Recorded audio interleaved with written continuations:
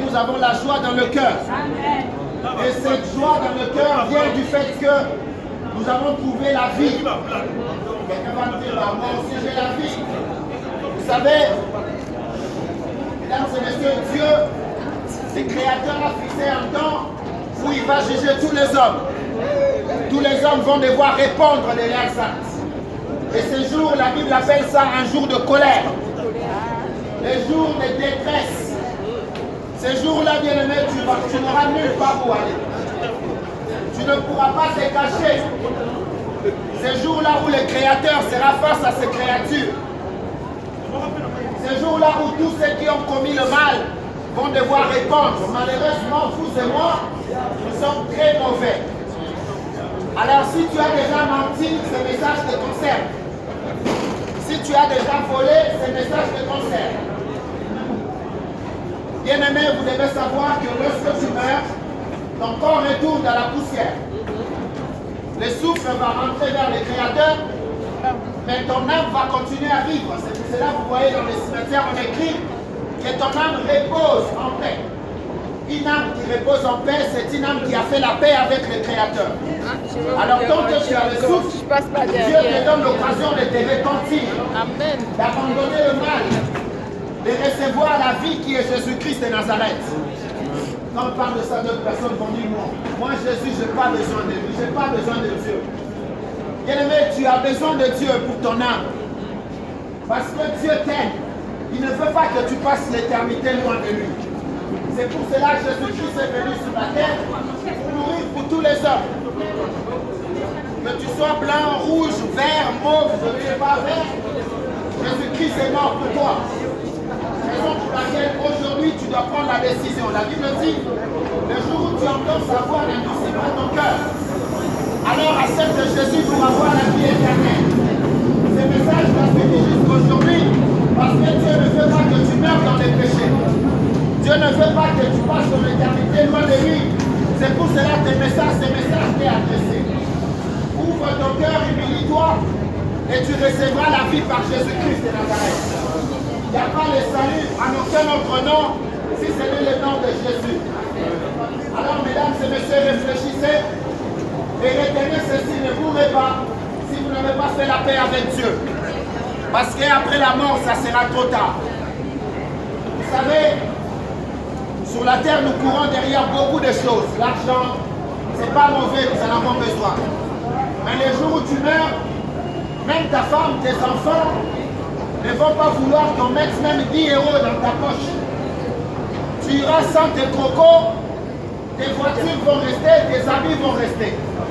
La seule chose que tu vas ramener avec toi, ça sera les œuvres que tu auras faites pour Dieu. Et ces œuvres-là, ce ne sont pas les bonnes choses qu'on fait. Parce que le salut, ce n'est pas quand on fait les bonnes choses. Parce qu'il y a beaucoup de gens qui me disent, moi je ne suis pas mauvais, je ne fais pas du mal à personne. Moi, je fais ma vie tranquillement, je vais au paradis. Non, on n'est pas sauvé à cause des œuvres.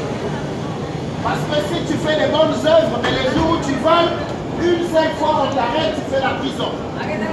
C'est pour cela Dieu, dans son amour, sachant que nul homme ne peut être sauvé par les œuvres, il a envoyé Jésus-Christ et aujourd'hui c'est la foi qui sauve.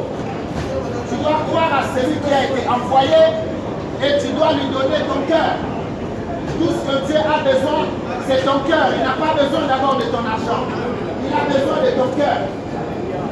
Alors tu dois ouvrir ton cœur pour qu'il vienne. Vous savez, Amen. C'est bien de dire Amen, mais il faut mettre ça en pratique. Parce que, vous savez, vous devez retenir une chose, mesdames et messieurs, tout passera. Si vous allez voir même les scientifiques qui disent dans quelques temps, tout va disparaître. Le réchauffement climatique. Ce n'est pas le réchauffement climatique qui va détruire les hommes, c'est l'enfer qui va détruire les hommes. Vous devez savoir que Dieu, dans son amour, ne veut pas que vous alliez là-bas. C'est pour cela qu'il vous a donné une occasion. Quand tu as le souffle, tu dois te convertir à Dieu. Vous qui êtes là, retenez ceci, Dieu vous aime. Et Jésus-Christ est mort pour que vous puissiez avoir la vie. Alors aujourd'hui, si vous entendez sa voix, n'endurcissez pas votre cœur. Ne soyez pas incrédule. Vous savez, je vais finir avec ça. savoir, mesdames et messieurs, que la vie de l'homme est tellement trop courte. Vous allez penser avoir le temps, mais malheureusement, vous n'en avez pas. La mort frappe à tout moment. Dizaines d'années, vingtaine d'années, la mort peut arriver. Alors vous devez vous préparer. Vous devez vous préparer à la rencontre de votre Créateur. D'autres personnes vont me dire, bon, moi Dieu, je ne crois pas en Dieu. Moi je crois ce que je vois. À cela, je vais répondre ceci. Vous le savez que vous avez un corps.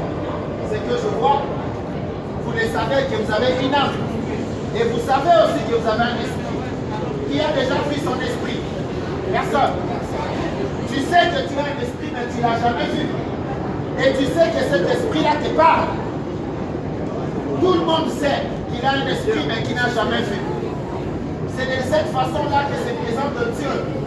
Il n'est pas physique, tu ne peux pas le capter avec les yeux physiques. Dieu n'a pas de corps comme toi et moi. Il est esprit. Et il faut que ceux qui le saisissent en esprit. C'est pour cela la Bible dit, les perfections de Dieu sont visibles. Le jour où il va revenir, bien-aimés, je vous dis, nous n'aurons pas d'argument. Personne ne va lui dire, moi je ne savais pas que tu étais là. La Bible dit, les perfections de Dieu sont visibles.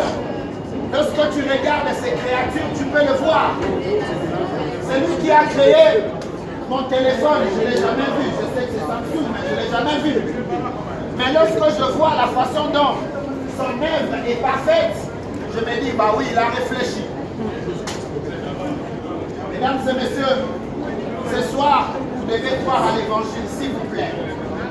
C'est pour votre bien. Il ne s'agit pas ici d'obligation ou de contrainte, mais il s'agit de la voie. Et Dieu appelle tous les hommes à la repentance. Dieu appelle tous les hommes à abandonner le péché. Toi qui es infidèle, tu dois te convertir, te repentir.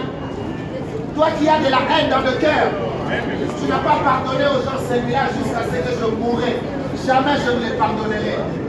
Tu vas rater la vie éternelle à cause du manque de pardon. Bien-aimés, vous savez, l'éternité, ce n'est pas 10 ans, ce n'est pas 20 ans. L'éternité, c'est des milliards et des milliards d'années. La Bible dit à quoi sert il a un homme de tout gagner s'il perd son âme. Dieu a besoin de ton âme pour son fils. Et cette parole t'est annoncée pour servir de témoignage. Ce jour-là, tu ne diras pas que je ne savais pas. Je n'avais pas entendu. Partout, on parle de lui. On parle de Jésus qui est venu pour le monde. Venu pour les pécheurs comme vous et moi. Oui, tout ce que tu as fait, c'est d'ouvrir ton cœur. C'est de lui dire que je suis là, je t'accepte comme mon Seigneur et mon Sauveur, et il t'accordera la vie éternelle. Mesdames et messieurs, ne mourrez pas. Mesdames et messieurs, vous êtes nombreux sur les quais. Je vous rappelle que pour de l'assistance de